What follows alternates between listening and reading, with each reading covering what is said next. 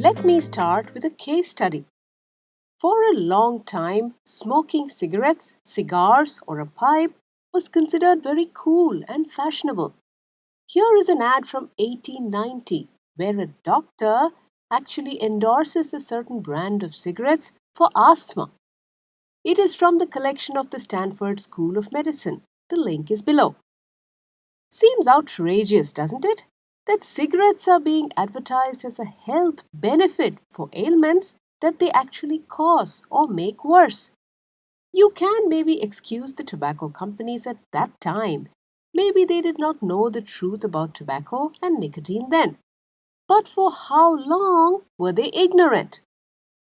In the 1950s, the US Journal of Cancer Research published details of experiments done by Dr. Ernest Winder on mice, which clearly demonstrated that when exposed to cigarette smoke, 44% of the mice developed cancerous tumors.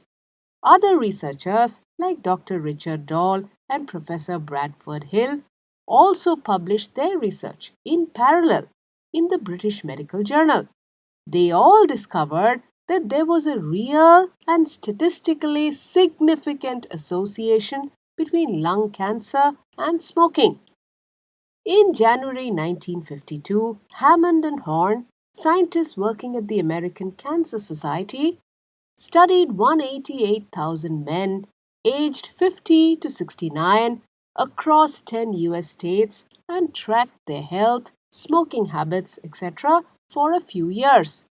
They published their findings in 1954 in the American Medical Association Journal.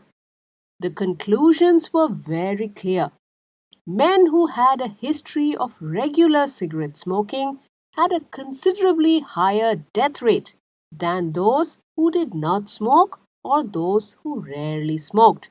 And this higher death rate was primarily due to heart disease and cancer, especially lung cancer. Tobacco company research itself confirmed this. R.J. Reynolds' research had found that the relationship between heavy and prolonged tobacco smoking and the incidence of lung cancer was strong and significant. This growing body of research began to be cited by doctors and scientists. Then the media picked up some of it and people started getting concerned. And that concerned the tobacco companies a lot.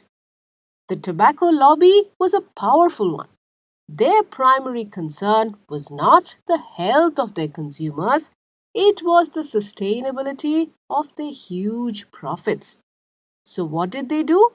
They began a systematic PR campaign trivializing this growing body of research and denying its alarming conclusions. They not only denied the clear research results that tobacco greatly increases cancer and death risk, but also denied that nicotine was addictive. Did they not know the facts? Quite the contrary. In fact, it was well known internally within the tobacco industry since the 1950s. But the addictiveness of nicotine was the unique selling proposition of cigarettes.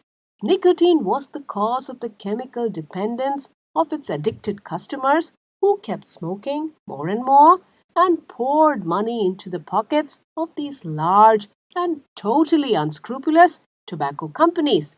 Big Tobacco knew the research very well indeed.